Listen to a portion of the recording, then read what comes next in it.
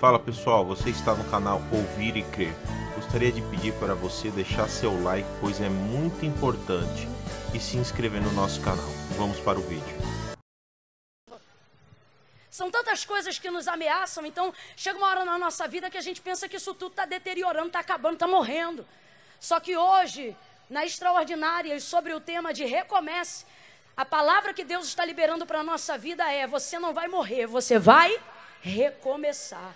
Só que quando eu disser 3, você vai liberar essa palavra em direção a ele ou a ela e vai começar dizendo assim, só no 3, tá, gente? Você vai dizer assim: calma! Mas é daquele jeito. Quem está entendendo, diga amém.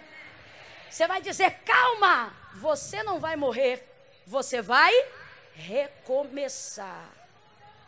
Calma, você não vai morrer, você vai... É 1, se endireita aí, postura. 2, respira fundo, vem. 3, libera a palavra. Calma.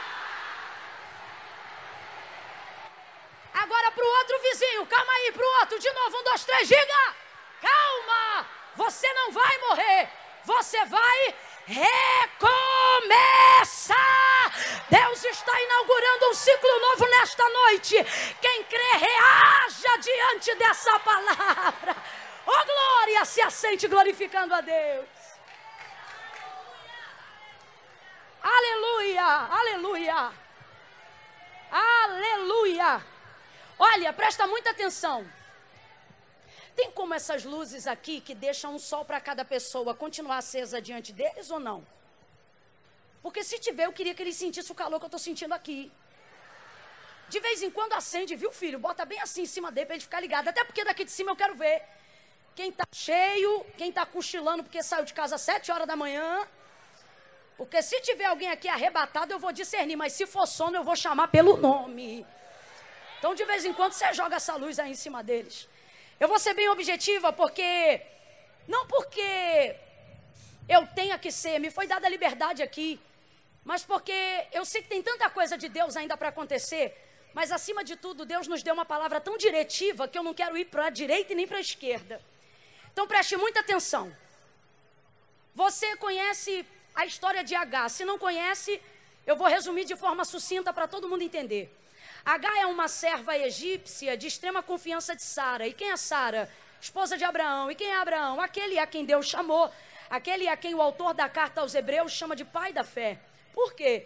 Porque ele realmente ouviu a voz de Deus e não precisou de nenhum testemunho que desse a Deus crédito para acreditar que Deus era quem dizia que era. E isso lhe foi imputado por justiça, por isso Abraão foi pai da fé. Abraão recebe então da parte de Deus uma promessa tremenda, tremenda. Por que eu digo que é tremenda? Porque ela é uma promessa abundante e perpétua.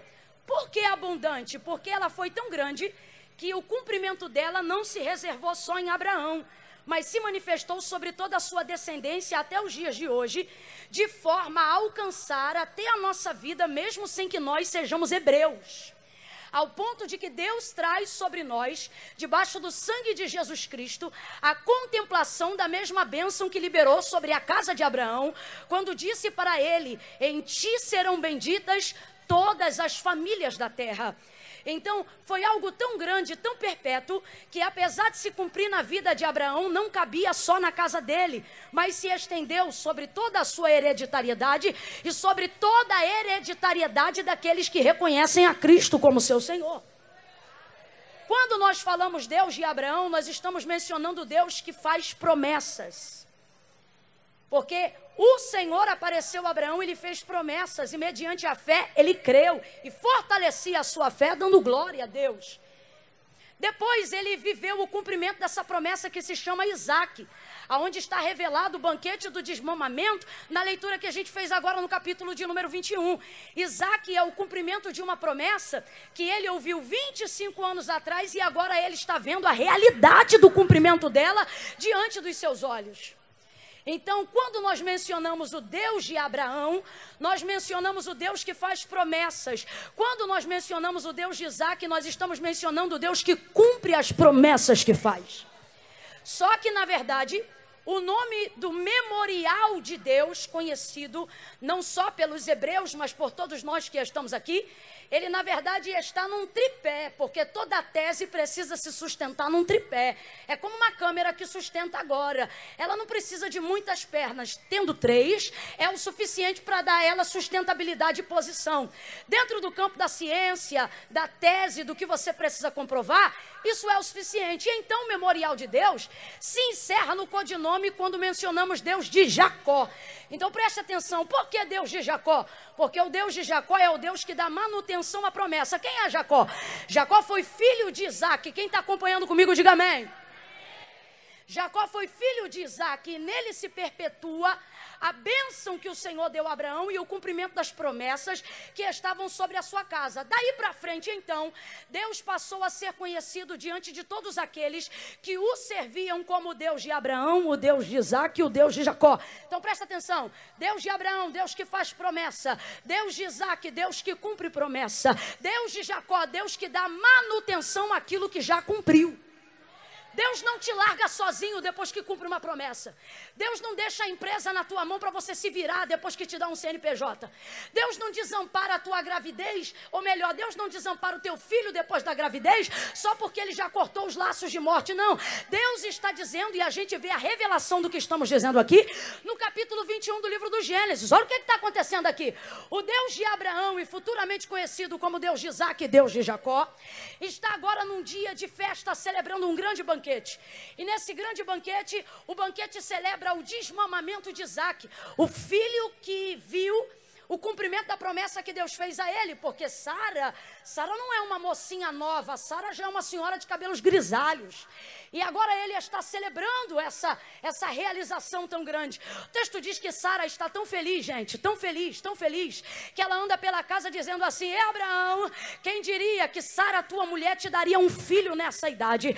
E ela prossegue: Abraão, quem diria que Sara, tua esposa, amamentaria um filho na velhice? Ela está chocada, sabe por quê? Eu vou falar rasgado que é para todo mundo entender. Porque ela é uma senhorinha bem envelhecida e entretecida. Quando Sara se vê na realização de amamentar seu filho Isaac, nós estamos falando de alguém que não amamenta aqui não, amamenta aqui, de tanta idade que tem. Tu entendeu, né? Então, quando ela constata a realidade da sua circunstância, ela fica tão alegre pelo cumprimento da promessa em casa, no dia do desmamamento daquela celebração. Ouça isso. Ela está extremamente feliz, porém tem uma pendência na casa. Olha para quem está do teu lado e diga: Deus vai resolver as pendências da casa. Prega para ele ou para ela e diga assim: Deus vai terminar. Grita aí, diga: terminar o que você começou, mas não sabe como encerrar. Tem coisa que a gente só começa, mas não sabe como dar o desfecho. Aonde isso se manifesta? Presta atenção. Quando Sara já tinha a promessa, mas não sabia como ia cumprir, e por ela ainda não conhecer como Deus trabalhava, ela teve uma ideia. Ela pensou: eu vou pegar a H, que é a minha serva, da minha confiança. No capítulo 16 do livro do Gênesis, quando Sara introduz H na cama do seu marido Abraão, você vai ver Sara chamando H de serva.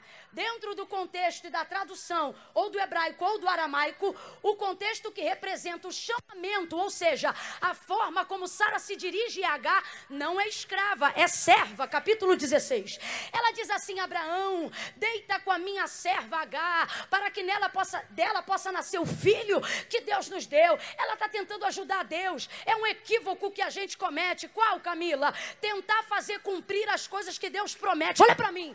Não é da tua responsabilidade fazer cumprir o que Deus promete. Quando Deus te faz uma promessa, é da responsabilidade dele o cumprimento da promessa.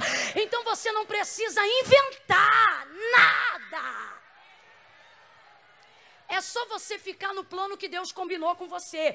Por exemplo, Deus aparece para Abraão no capítulo 19, se não me engano, e diz assim para ele: Abraão, anda na minha presença e ser perfeito. Isso logo depois dele ter deitado com H, pedido de Sara. O que isso significa? A grosso modo, sabe o que Deus está dizendo? Abraão, você não precisa inventar nada, só faz o que a gente combinou. Deus está dizendo aqui para alguém: sabe por que você está ansiosa? Sabe por que seu cabelo está caindo? Sabe por que a gastrite nervosa está atacando? Sabe por que as doenças psicossomáticas estão flagelando a sua alma? Não é porque está faltando hormônio nem substância no teu corpo, não. Está tomando vitamina, está com a terapia em dia. Mas por que não está reagindo? Aí a gente olha para isso aqui. É porque você está querendo dar um jeito de fazer cumprir as promessas que só Deus pode realizar. Mas nesta noite ele já começou a responder. E ele está dizendo aqui para quem tem ouvidos ouvir. Faz o que a gente combinou. O que, Camila? Espera! Espera! Só que ela não esperou. E no cumprimento dessa ideia que ela teve, ela vai introduzir H. Qual é o nome da moça? Qual é o nome da moça? Vai introduzir H na cama de Abraão, para que dele nasça o filho da promessa.